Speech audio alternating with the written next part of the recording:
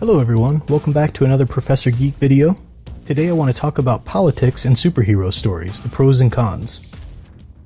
Politics has bled into superhero stories from the start, with Superman making his debut fighting corrupt politicians. Superheroes have addressed social issues like racism and women's rights, and have spoken for and against governmental policies, foreign and domestic. Today, however, writers infuse politics into superhero stories with a greater passion. The result ranges from timely themes to an overly specific activism. My standard here is artistic rather than political. What makes for effective, lasting art, prompting the public to think, feel, and expand intellectually and spiritually, however one defines it. This is the basic duty and function of superhero stories as a mythology. They reflect our values, fears, and aspirations, and prompt us to improve our path with catharsis and inspiration. In general, stories created for the sake of art, organically imbued with the creator's values, experiences, and so on, make for effective art. But when writers and editors set out with activism in mind, the work becomes mere propaganda for the cultural moment. In my series of analysis videos on Marvel's Civil War, I mentioned how the nature of our mythological stories will reflect the state of our culture at any given time. Specifically, I mentioned how it was not surprising that in our highly polarized nation, with extremist liberals and conservatives at each other's throats, police supporters and protesters battling it out with both words and violence, we're pitting Captain America against Iron Man on the big screen, or Daredevil against the Punisher on television. These stories are an example of effective superhero mythology. They reflect the times and do not preach, but rather question and allow us to draw the inspiration we will to move ahead and develop beyond this volatile moment in our culture's history. The conflicts here also arise from intrinsic elements of each character. Captain America's experience at the hands of corrupt governing bodies gives him a high regard for personal liberty, whereas Iron Man's past reckless behavior leaves him with a guilty conscience that craves oversight out of penance. Likewise, Daredevil's Catholic upbringing and training in the law lead him to reject the extremes of vigilantism. But the Punisher's mistreatment by the government leads him to take the law into his own hands. Political themes can manifest in individual superhero stories as well, without the conflict with other heroes. Consider Green Arrow. His social justice activism is intrinsic to his backstory. The self-obsessed rich kid who faces a kind of purgatory while stranded on an island now seeks to make amends by championing the poor and defenseless classes. An example of a more contrived infusion of politics into a character, though, is in the current run of Captain America, Sam Wilson. The political nature of the run isn't all bad.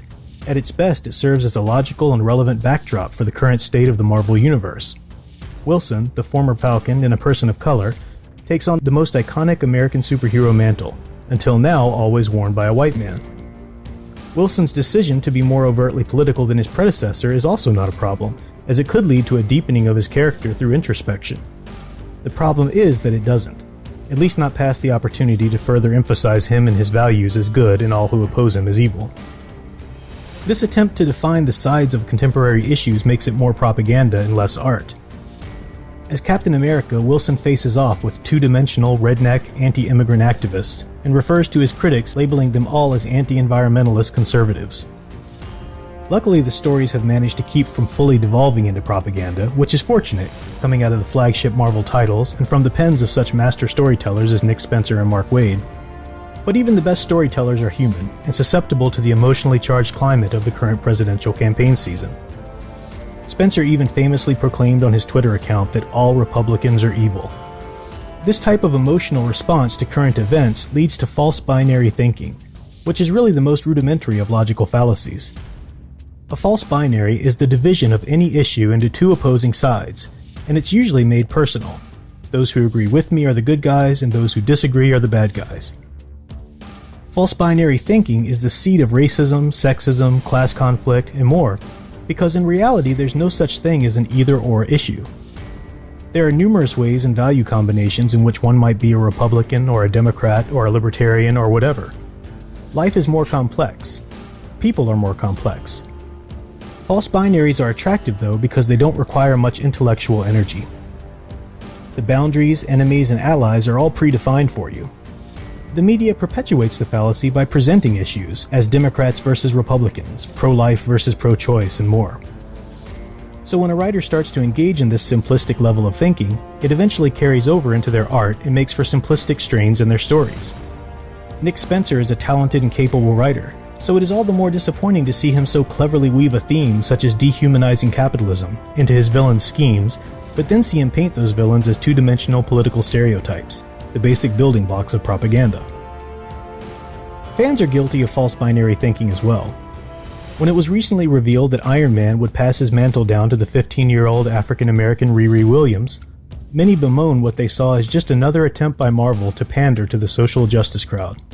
First a black Captain America and a Lady Thor, then Angela Queen of Hell reaching outside of the story to bring in political commentary, and now their beloved Iron Man traded for a young woman of color. This binary falsely lumps each of those individual cases into one motive, with zero redeeming factors. In the case of Iron Man, for example, it's hard to imagine Tony Stark, after all he's been through at this point and fresh off the heels of Civil War II, to just continue with business as usual. It's perfectly believable and in character that he might step aside for a time. And what better opportunity for his character development than for a young girl as unlike him in life and appearance as she is like him in technical know-how, especially if he is to become the onboard AI as the cover suggests. Not every character makeover can be so explained, but each one bears thinking out on an individual basis, considering all the factors and looking past the superimposed side A versus side B thinking. As fans, however we feel about particular, seemingly politically motivated choices, we should think each instance out in its own context, and we should hold our great writers to a higher standard than simplistic mob-level reasoning, and demand a greater depth of quality from the superhero stories we love. What are some of the choices that have you concerned in today's comics? Can you make the case for that choice as art, arising organically, or is it simple propaganda the author should rise above? Let me know in the comments section, and don't forget to click like and subscribe if you enjoyed this video. New comic, film, and television analyses are added to my Professor Geek playlist each Wednesday. So until next time, keep enjoying and digging deeper into the superhero stories you love. Thanks for watching.